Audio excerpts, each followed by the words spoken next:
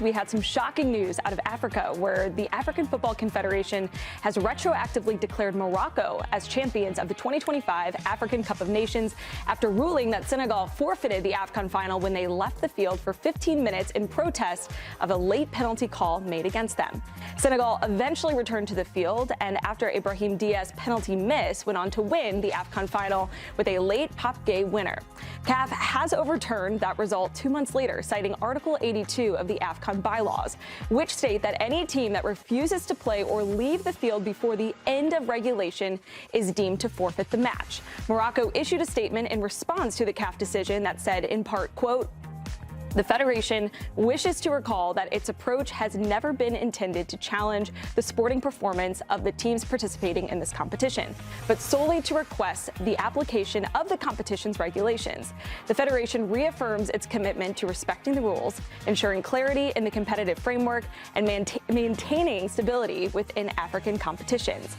For more on this stunning decision, we have a very special guest joining us now. Back over to you, Claudia. Now, these aren't the circumstances, though, that I think I wanted to have you on the show for, everything that's going on here. So what are all your initial reactions, and what updates can you give us on all of this? My initial reaction was honestly just genuine shock. I mean, I expected, of course, Morocco to appeal the decisions, to have felt hard done, but I was just so surprised by the disproportionality, I think, of the sanctions against Senegal, and to entirely remove the winners of the competition and just give the trophy to another country. I think, of course, under the circumstances, it's a very complicated decision. There's a lot of variables at stake, but I think that, in so doing, CAF has actually gone beyond their general, behaviors, their patterns of behavior in similar circumstances in the past, and they've really gone against their own de facto jurisprudence. I mean, yes, they did leave the field for quite some time, but there's a completion versus abandonment principle that CAF has always followed. And since the game continued under the purview of the referee and under the authority of the referee, with both teams agreeing to come back, the penalty being taken, and so on and so forth, it's just difficult to understand how this decision has been taken. On top of which, CAF has gone on to reduce some of the sanctions for Morocco and the Moroccan players, including Saibari, and the quantities of the fines that Morocco has to pay. So it's altogether a very strange and unsettling situation. Mbizo, I know you and I have talked about it, and we take this very seriously, right? Because we're advocates for African football, and as someone who's played in this competition, and as a former African footballer myself, I'm going to say this. This is an absolute disgrace by CAF. It's an absolute disgrace by everyone involved, right? It pisses me off to just every fiber of my being, because we talked about how beautiful this CAF tournament was. We talked about how the right team won on the footballing pitch, and the team that is undeserving of winning has been handed a trophy they did not deserve, right? So for you, how does this image of African football change, or where does it go from here? Because as a fan of African football, I don't like what I see. And yet again, I think CAF has made an embarrassment and is humiliating African football right now in the face of the rest of the world. Yeah, I remember having a show with Troy, and he was discussing how the final may have allowed people more liberty to talk down on the African competition and removed some of its credibility, to which I disagreed. But in this case, it's difficult to defend CAF. It's difficult to maintain credibility when 2 months later you are just simply rewarding a team with a trophy, having all of us having seen that they didn't deserve it, they didn't win it. So absolutely, this is a big blow to the credibility of African football and to the credibility of CAF, who in recent times has been doing spectacular work. I think Motsepe's work has been wonderful on the continent, both in the men's and the women's game, but recently with all the debacle surrounding Morocco, including, by the way, the refusal to host WAFCON AFCON, which, by the way, it is not the first time that Morocco has pulled out of hosting a competition. They did the same, I think it was in 2015. They were sanctioned, and they themselves went to the Court of Arbitration of Sport. So, I think the work that CAF has been doing in the last two competitions, which have been absolutely spectacular, both on the football pitch and in the general organizational sphere of the competition, has really just been undone. And I'm really, really disappointed, of course, as a South African, with Patrice Motsepe being a South African, for him to have allowed this to happen. Of course, the appeals committee is an independent body, allegedly. But for me, yes, it's difficult to defend CAF. I want to defend CAF, and I want to say that these things often happen in other competitions, not just in football, but in general. But it's difficult to pinpoint, an example that is so close to this and that removes the credibility of a competition in this fashion. It's really disheartening. And, I always believe in African football. I'm a huge fan of African football, and we're going to have to rebuild from this. How we do that is still yet to be determined. The biggest mistake was on the actual day itself. The referee or the people there should have been able to say to Senegal, if you're not back on that pitch in 10 minutes or 5, whatever the period is, there's a good chance you'll forfeit this game. From there on in, to now be 80-odd days later, yes, it is a nonsense, and yes, it is embarrassing, but please don't think you're alone. Yes, this is on a worse scale, if you like, but they've all got it in them. Yeah, absolutely, Geoff. No, you're 100% correct. And the fact of the matter is, these things do happen in a general sense in every competition. However, most other competitions, particularly those that are European or American, they don't suffer from the same scrutiny. They don't suffer from the same examinations that Africans often do on and off the pitch. And I think that's our primary concern, is that as a competition, AFCON has been growing, and it's been absolutely brilliant.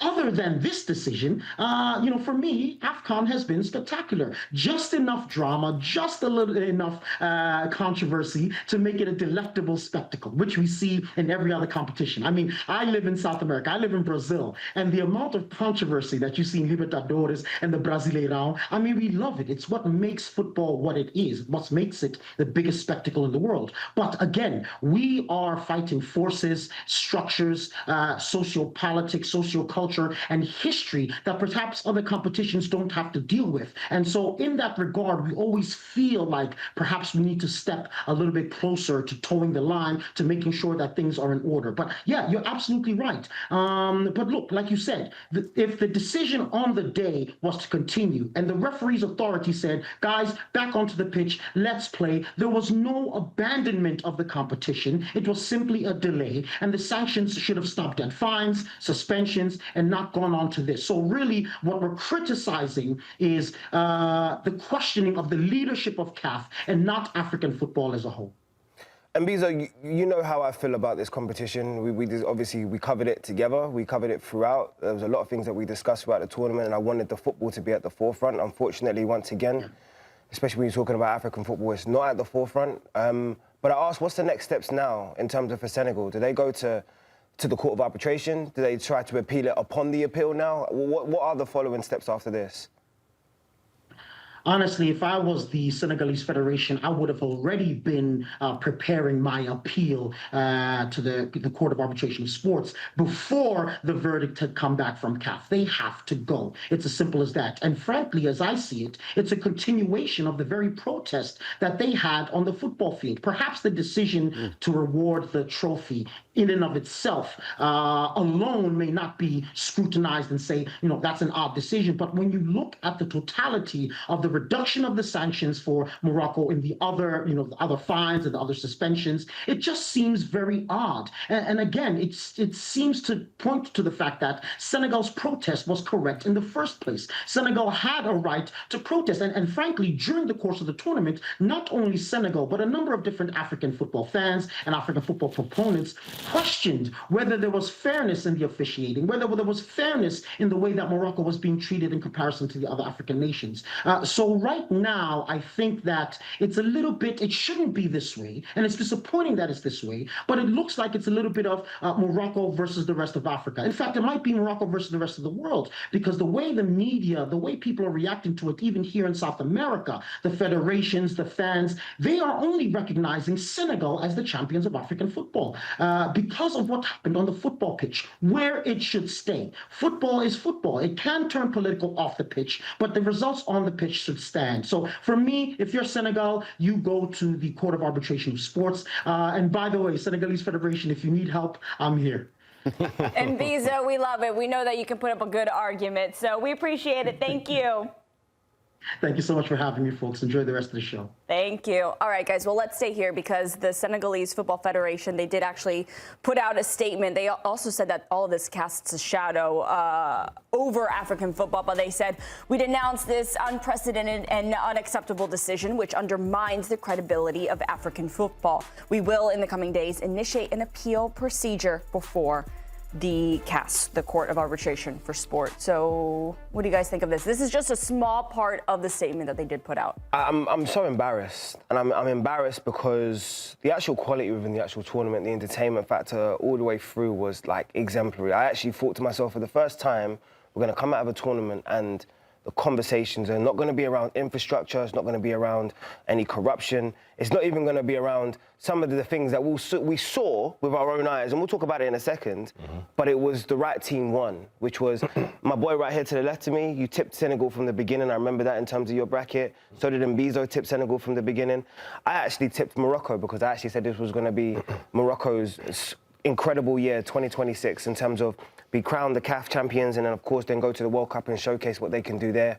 And now they've lost the fan in me completely because I will not support any team that goes against the competitive nature of what this sport is actually about. When they talk about competitive frameworks, do they forget the behaviour of some of the fans, some of the racism I saw blatantly in terms of the stands?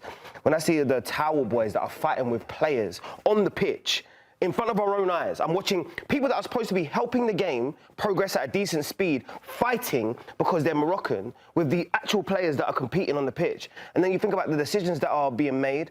The referees were an absolute disgrace for a lot of the tournaments in terms of bias and favouritism throughout the tournament. And we ignored all of that, and still the footballing gods delivered us the right team, and yet we're going to an appeal, an arbitration, and you're going to try to rob Senegal of their moment off the pitch.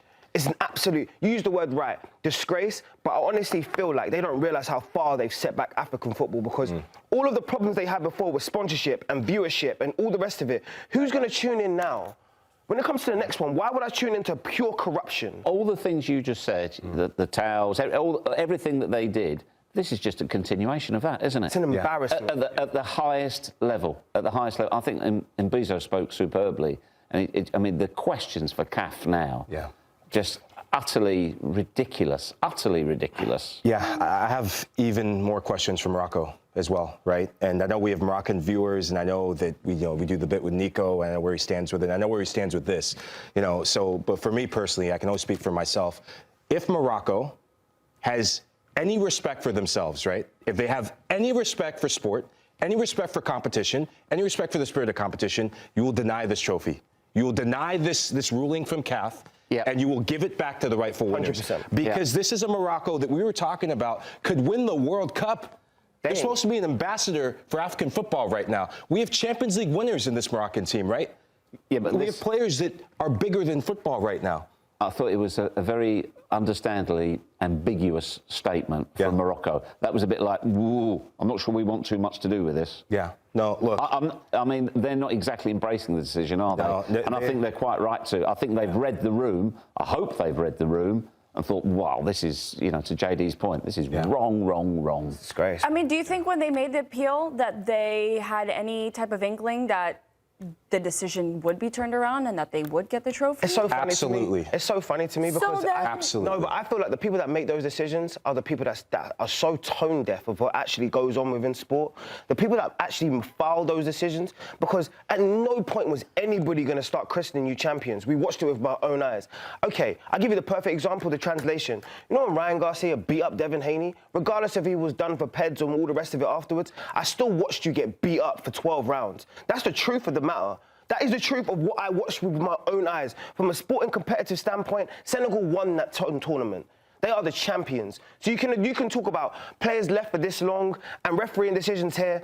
One team picked up the trophy. You can't pick up the trophy and take it to another country and be like, no, they're the champions now. That's not how football works. Never has worked like that, from grassroots all the way up to the highest level.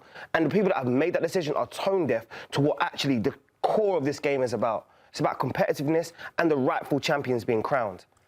Well, our other CAF correspondent, Mimi Fawaz, she's actually at the Chelsea PSG game yesterday. And as this broke out, she said that after the game, she yelled out to Hakimi afterwards, just asking, you know, how he felt about all this. And she said that he just turned around, smiled at her, and then just kept walking. So I wonder how all of this ends up turning out. I don't know. There's still so much that we need to continue diving into. Could you imagine if they give you a winner's medal? You put that across all the other winners' medals that you've ever won in your life? I'd throw that in the bin, bro. Right Simple there. as. That's not mine. Simple as. I'd send it to my opposite number in Senegal. Yeah? Yeah, I would. Now that's called class. I would. Whatever the opposite number, you're completely correct, Geoff. Whatever the opposite number is, I'd send it to you personally. Turn around and apologise for whatever's happening. Shake your hand, say, well done, this belongs to you. It belongs to you. Thanks for watching this video from Morning Footy. For all news and insights regarding leagues around the world like EFL, Serie A, and all UEFA competitions, both men's and women's, don't forget to sign up for Paramount+.